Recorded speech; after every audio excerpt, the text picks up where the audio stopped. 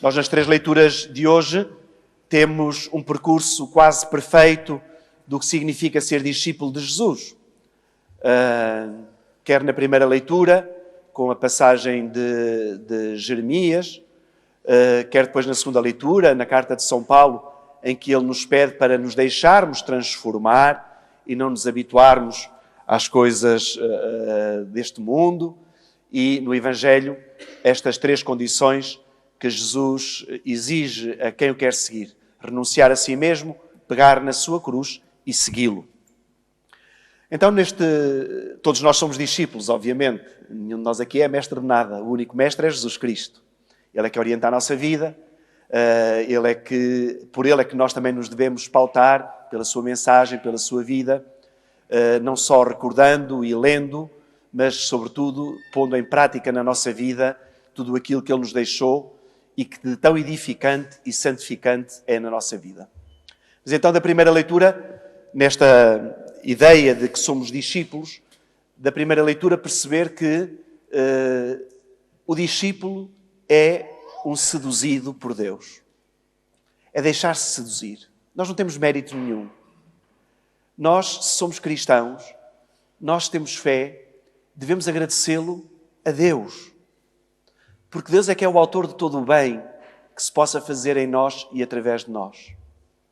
Os profetas tinham muito esta consciência de que eles não eram uns armados em bons, uns que se julgavam melhores do que os outros, porque eles sofriam pela mensagem que transmitiam. Muitos profetas eram mortos por causa de profetizarem coisas não agradáveis ao que o mundo gostava de ouvir. E por isso, frequentemente, nas profecias, o próprio profeta tem necessidade de perceber que não é uma iniciativa dele começar a falar em nome de Deus, mas que é Deus que lhe pede para ser mensageiro das suas palavras. Então hoje a primeira leitura diz-nos isto: vós me seduzistes, Senhor, e eu me deixei de seduzir. E foi Deus quem dominou e venceu.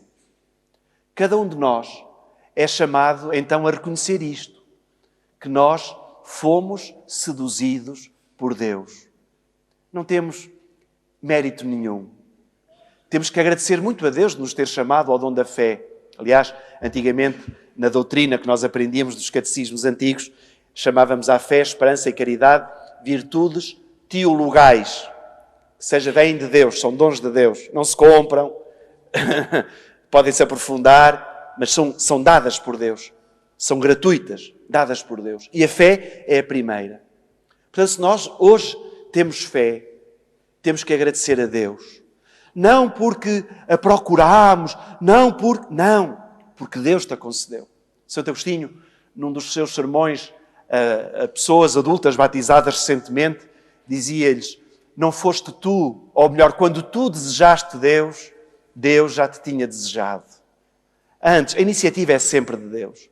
Mesmo nas vocações, quando nós chamamos nas vocações, dizemos: eu acho que tenho vocação para padre, eu acho que tenho vocação. Não é. O circuito não é esse. O circuito correto seria: eu acho que tenho de responder a um chamamento que me vem de Deus. Não sou eu que tenho a vocação. Eu sinto que Deus me está a chamar e quero responder.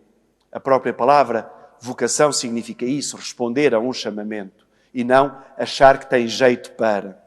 Então, primeira leitura para quem quer ser discípulo, para cada um de nós. Percebermos que é Deus quem nos seduz. É Deus quem nos chama. É Deus quem pega em nós e nos pede para sermos neste nosso mundo profetas, que significa anunciadores da sua mensagem, anunciadores e promotores de um mundo com mais justiça, com mais paz, com mais harmonia, em que todos cabemos, em que todos nos devemos amar, em que todos nos devemos ajudar.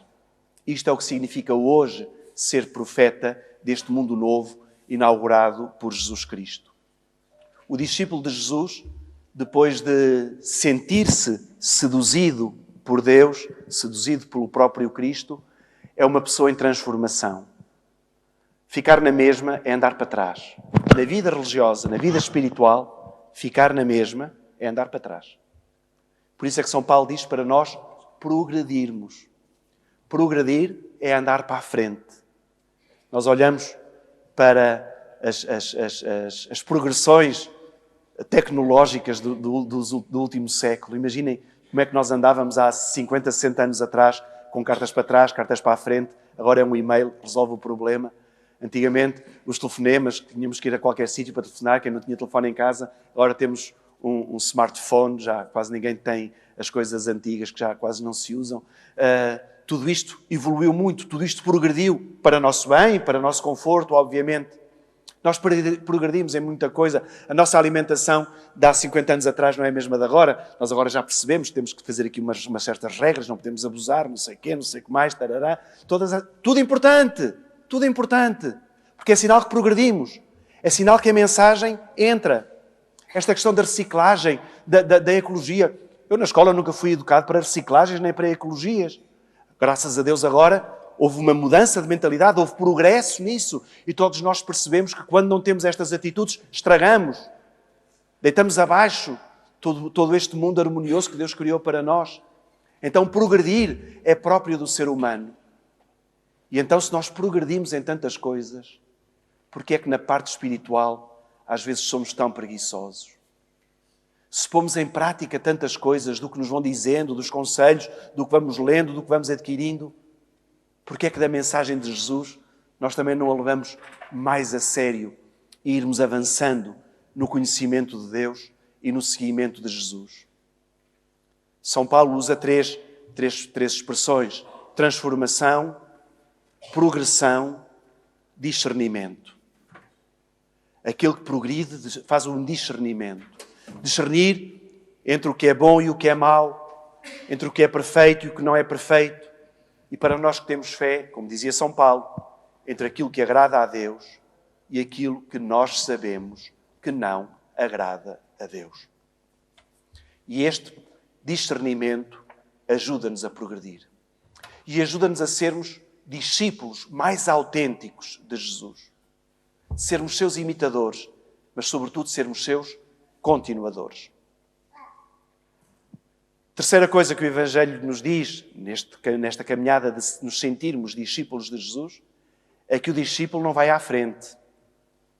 O discípulo vai atrás. O discípulo segue. É próprio do discípulo.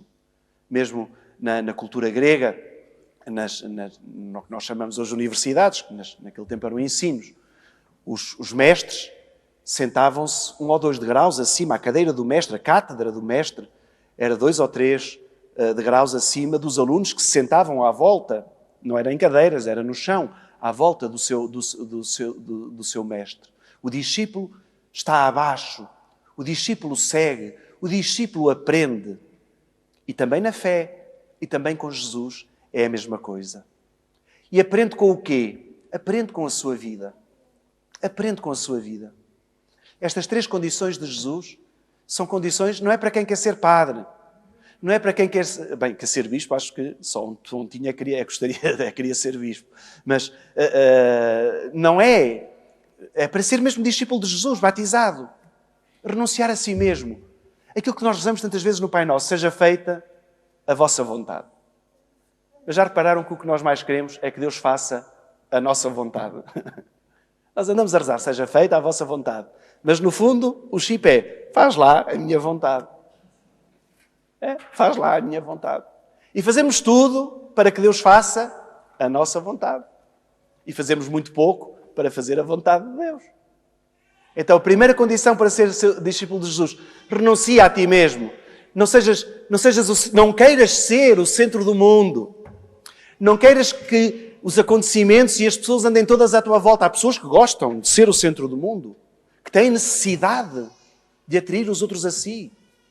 Uma das coisas engraçadas, sobretudo quem passa por momentos de doença, nós estamos a falar muito bem, de repente, e estamos a falar da nossa doença, coitadinhos de nós, a ter o nosso minuto de fama, não é? A dizer, estou aqui com umas dores e não sei o quê. E eu estive internado não sei quantos tempos, já passou para o outro lado, porque a pessoa tem necessidade de puxar para si. Não entres nesses esquemas de egoísmo. Não é esse o esquema do discípulo de Jesus.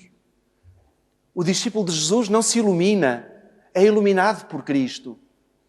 O discípulo de Jesus não inventa mensagens, transmite e atualiza a mensagem de Jesus. E tudo isso está condensado na primeira condição para ser discípulo. Renuncia a ti mesmo. Não queiras ser o centro das atenções.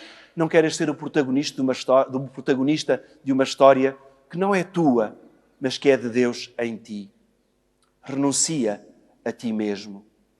Aceita sempre e em todos os momentos a vontade de Deus, que nem sempre é a nossa vontade, mas que mais à frente nós percebemos que afinal Deus tinha razão e que afinal Ele escreve direito em linhas tortas. Porque às vezes nós achamos que a nossa vida são as linhas tortas, e às vezes são, mas Deus continua a escrever direito. Renunciar a si mesmo. Pegar na sua cruz. Pegar na sua cruz. Pegar na cruz não é ter uma cruz ao peito. Pegar na cruz é pegar na vida. É pegar na nossa vida. O corajoso não desiste de viver. O corajoso enfrenta a sua vida. Não é? Dizer que uma pessoa que se mata, que se matou, foi um valente, um corajoso, não, é um perdedor. É um perdedor. Teve muita coragem para fazer um ato bárbaro desses, mas é um perdedor. Porque se nós estamos neste mundo, é para vencer, é para ganhar, mas é para carregar a nossa cruz, a nossa vida, que tem coisas muito boas e tem coisas menos boas. Mas é a minha cruz, é a minha vida. Os meus irmãos dão problemas, é a minha cruz, não fui eu que os escolhi. Não fui eu que os escolhi. Dão problemas, é a minha cruz. Não vou fugir deles. Tenho que os abraçar, tenho que ir ao encontro deles, tenho que fazer tudo o que está ao meu alcance, é a minha cruz. Tenho algum problema de saúde? Os outros também os têm, eu não sou o único desgraçado no mundo. Pegar na minha cruz. A minha cruz é a minha vida. E é aquilo que mais me ensina na minha vida. E feliz daquele que, pegando na sua cruz, consegue tirar ensinamentos para a sua vida. Ainda esta semana estive internado a fazer um tratamento da quimioterapia, e uma das senhoras que estava, agora já é tudo moderno, já há homens e mulheres na mesma camarata, imaginem. Agora, eu disse lá à senhora, olha, foi a primeira vez que dormi no mesmo quarto com uma mulher. Éramos 2 homens e duas mulheres. E então uma senhora, ainda não sabia que eu era padre, depois para o final já toda a gente descobriu, mas não sabiam que eu era padre. Então uma senhora que estava lá dizia, eu não pergunto a Deus porque é que me fez isto, mas eu pergunto o que é que Deus quer que eu faça com isto. E eu disse, olha, é a pergunta mais acertada que você pode fazer. Não é porque é que Deus me manda isto. Isto são perguntas cegas. São perguntas que não levam a lado nenhum. Porque então nós, dos dois, ou Deus ou eu, alguém tem que ter culpa. E nenhum dos dois tem culpa. O comentário que esta senhora fazia é dos comentários mais acertados. Quando acontece alguma coisa menos boa na nossa vida, não é porque é que Deus me enviou isto, mas é o que é que Deus quer de mim quando eu estou a atravessar isto. Isto é que é a tal progressão.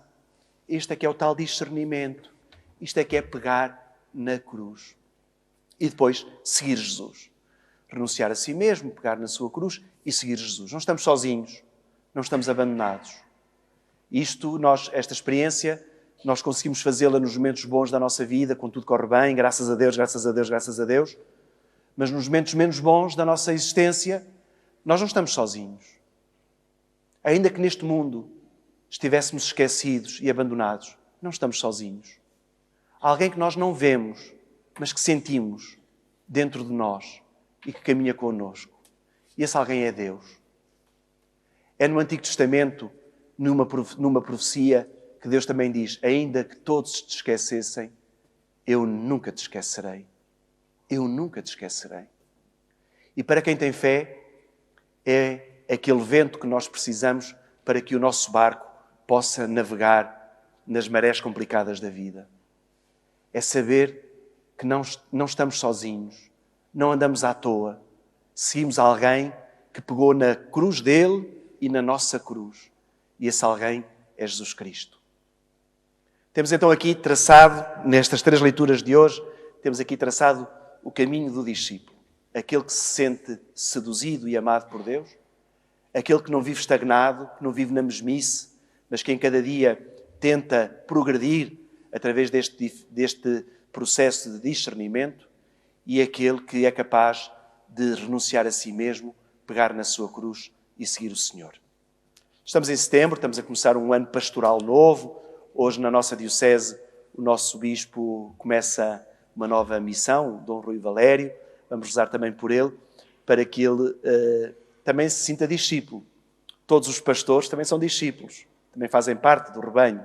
Não estão acima, estão ao lado. Não é? Mestre, há só um, que é Jesus. Eles têm esta missão de conduzir o povo que lhes foi confiado, nos conduzir a nós. Vamos também pedir por ele e por esta Diocese de Lisboa, para que acabem, ou que vão acabando na nossa Diocese, e em toda a Igreja, mas na nossa Diocese, que é onde nós estamos a viver, que na nossa Diocese acabem estas manias de grandeza, estas manias do título, estas manias de uns cristãos se acharem mais do que os outros. Todos andamos atrás de Jesus, todos temos a nossa cruz, e a nossa missão é só uma: sermos presença de Jesus neste mundo que Deus criou para nós, no qual nós vivemos e do qual nós queremos construir. Que assim seja.